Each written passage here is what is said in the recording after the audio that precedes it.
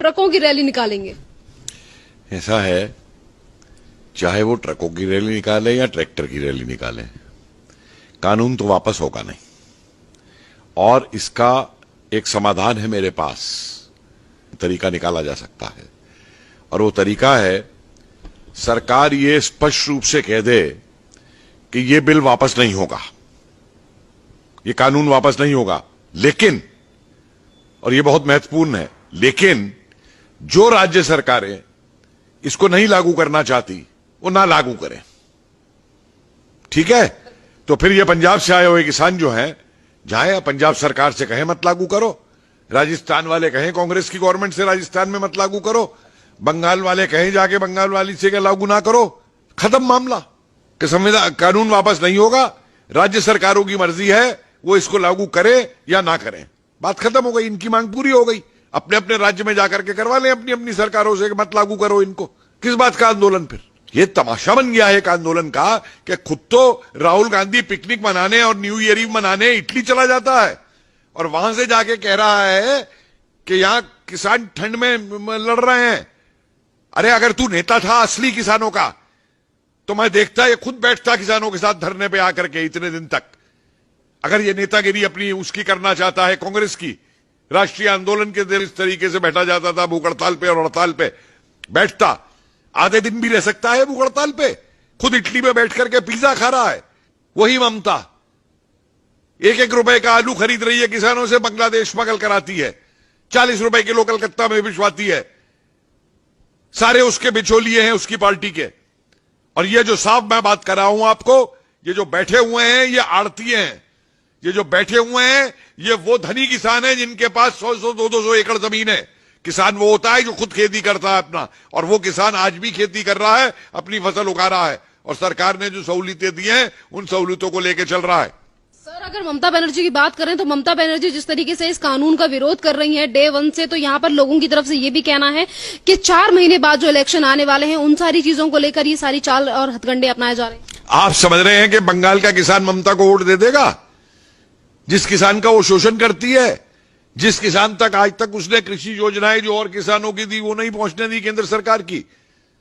अरे ममता विरोध इसलिए नहीं कर रही है वोट के चक्कर में, ममता विरोध कर रही है क्योंकि अब ये एजेंट बन चुकी है कांग्रेस की, ये एजेंट बन चुकी है उन सारे नक्सलाइट्स और जिहादियों की जो देश के खिलाफ है। ये देश की खिलाफत की वजह से विरोध कर रही है, अपनी सत्ता के लिए विरोध कर रही है। ये किसान के कोई पक्ष में नहीं है। ये बिचौलिए खत्म करे जाएं, किसान को उसकी कीमत पूरी मिली जाए, ये चीज ये किसान के खिलाफ है। जितनी भी चीजें हैं कृषि कानून में, उसको लेकर इतना ज्यादा विरोध क्यों हो रहा है हर सरकार, चाहे राहुल गांधी हो या फिर ममता बनर्जी? देखिए, ये विरोध कृषि कानून का है ही नहीं, मैं तो अब बिल्कुल स्पष्ट हूं इसके ऊपर। ये विरोध हो रहा है एक्सपेरिमेंट ग्राउंड बना के कि सरकार अगर इसे वापस ले लेती है तो कल को हम सीएए के खिलाफ करेंगे, कल को हम ट्रिपल तलाक के खिलाफ करेंगे, वापस लो, कल को हम 370 के खिलाफ करेंगे। दुनिया मूर्ख नहीं है, ये देश बेवकूफ नहीं है जो इस चाल को नहीं समझ रहा है नक्सलाइट्स की और पीएफआई की और आईएसआई एजेंट्स की और खालिस्तानी एजेंट्स की। कहां से तंबू लग रहे हैं ये? कहां से ये काजू किशमिश आ रही है? ये कहां से ब्यूटी पार्लर आ रहे हैं? ये किसान होता है, किसाने से लड़ता है। ये सारे धनी लोग हैं।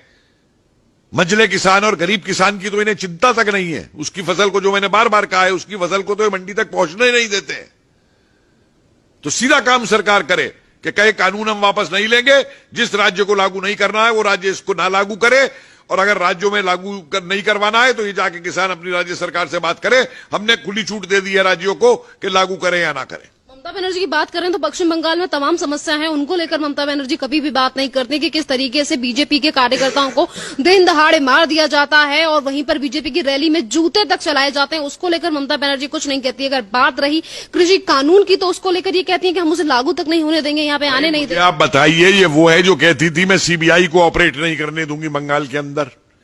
उस समय ये क्या बोली थी जब वो बंगाल का मौलवी कह रहा था कि मोदी जी की दाढ़ी लेके आओ और मैं 10 लाख रुपए इनाम दूंगा? तब कहां गई थी ये ममता? इसके लिए कोई कुछ बोल दे तो इसको आग लग जाती है, कोई ट्विटर पे लिख दे या फेसबुक पे लिख दे तो उसको गिरफ्तार करवा लेती है। तो जिहादी बन गई है पूरी की पूरी।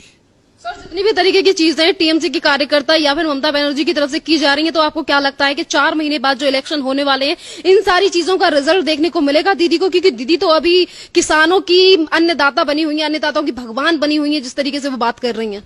भाई अपने आप मैं कह दूं मैं कुछ भी हूं, मैं भगवान बन गया हूं, मैं किसानों का भगवान बन जाऊंगा, मैं कह दूंगा तो जो मर्जी ये करती रहे। देखिए, बंगाल की जनता बेवकूफ नहीं है। बंगाल की जनता एक बहुत ही जागरूक जनता है बंगाल की। मत भूलिए कि बंगाल ने राष्ट्रवादी आंदोलन को, अंग्रेजों के खिलाफ संघर्ष को किस तरीके से बंगाल ने जो है नेतृत्व प्रदान किया था, चाहे वो क्रांतिकारी रहे हो और चाहे वो देशबंधु चित्तरंजन दास रहे हो और चाहे वो नेताजी सुभाष चंद्र बोस रहे हो और चाहे वो श्यामा प्रसाद मुखर्जी रहे हो। किस तरीके से इन लोगों ने बंगाल को बचाया था और बंगाल के लिए कुर्बानियां दी थी। बंगाल की जनता बेवकूफ नहीं है और ना ये बंगाल की जनता अब नक्सलाइटों और लेफ्टिस्टों के कहने पे चलेगी और ना राष्ट्र विरोधी तत्वों के ऊपर चलेगी, ना उनके ऊपर चलेगी जो बांग्लादेश से घुसा घुसा करके यहां पे लोगों को यहां की नागरिकता दिलवा रहे हैं। सर, अगर विपक्ष की बात करें तो जितनी भी विपक्षी पार्टियां हैं या फिर यानी कि जितनी भी राजनीतिक दल हैं, चाहे फिर वो केजरीवाल हो या फिर तमाम अन्य नेता हो, आखिरकार ये इस तरीके की बातें क्यों कर रहे हैं? और यहाँ पर किसानों की अगर हम बात करें, जो आंदोलन चल रहा है उसमें मीटिंग हो रही है, बार बार पीएम नरेंद्र मोदी समझाने की कोशिश कर रहे हैं, पर उसके बावजूद भी किसानों की तरफ से जो आंदोलन हो रहा है उसमें से कुछ लोग निकलकर सामने आ रहे हैं और ये कह रहे हैं कि हम किसानों के नेता हैं और वो डेटे भी बता रहे हैं कि हम तब तक आंदोलन करेंगे। देखिए, ऐसा है, मैं बार बार एक बात कह रहा हूं कि अब ये किसान आंदोलन नहीं रहा है। आप देखिए ना कि आंदोलन में तब मानता हूं जब कोई भी आंदोलन होता है तो उस आंदोलन के अंदर अगर किसी बात को लेकर आंदोलन होता है तो उस बात का समाधान निकाला जाता है बातचीत करके। उसमें ब्लैकमेल और थ्रेटनिंग और ये धौस नहीं दिखाई दी जाती है। इन्हें मालूम है स्टेट पावर क्या है, ये क्या धौस दे रहे हैं ये। और जिस दिन सरकार ये बात कर देगी जो मैं कह रहा हूं, तो आप देखिए ये जितने असली किसान हैं वो यहां नहीं रहेगा। अगर कुछ है भी तो इनमें वो नहीं रहेगा यहां पे, और यहां पे रह जाएंगे सिर्फ देशद्रोही वाले जो बैठे हुए हैं। और इनको इसके ऊपर जो सरकार डंडा चलाएगी, इनका इलाज देखिएगा क्या होगा। ये योगेंद्र यादव किसान नेता है, ये प्रशांत भूषण किसान नेता है, वो मेधा पाटकर किसान नेता है, वो जो शाहीन बाग वाली वहां पे जाके बोली वो किसान नेता है। अरे ये सब के सब जो हैं ये अपनी राजनीति के लिए, क्योंकि ये पिट चुके हैं। आज कांग्रेसियों को लूट का माल नहीं मिल रहा, स्कैम करने के ऊपर रो रहे हैं। आज उनको बोर्डों की चेयरमैनशिप नहीं मिल रही पैसा कमाने के लिए, रो रहे हैं, वापस सत्ता में आना चाहते हैं। आज कांग्रेस के ही राहुल गांधी अभी ट्वीट ये करके बोलते हैं और ये कहते हैं कि ये जो आंदोलन है, यानी कि जिसके लिए आपने कहा कि ये किसानों का आंदोलन नहीं है, इसी आंदोलन को लेकर राहुल गांधी ये बोलते हैं कि ये जो आंदोलन है ये चंपारण का आंदोलन बन चुका है और जनता एकजुट हो चुकी है। राहुल गांधी को मालूम भी है कि चंपारण का आंदोलन क्या था। आए मुझसे बात करें चंपारण के आंदोलन के ऊपर। इसको मालूम है बाबा रामचंद्र का अवध का आंदोलन क्या था, जहां से नेहरू ने राजनीति शुरू की थी। इसको मालूम है मोतीलाल तेजावत का आंदोलन क्या था उदयपुर के अंदर। इसको मालूम है सीताराम राजू का आंदोलन क्या था आंध्रा के अंदर। इसको मालूम है स्वामी स्वजनंद सरस्वती का आंदोलन क्या था, किसान का आंदोलन।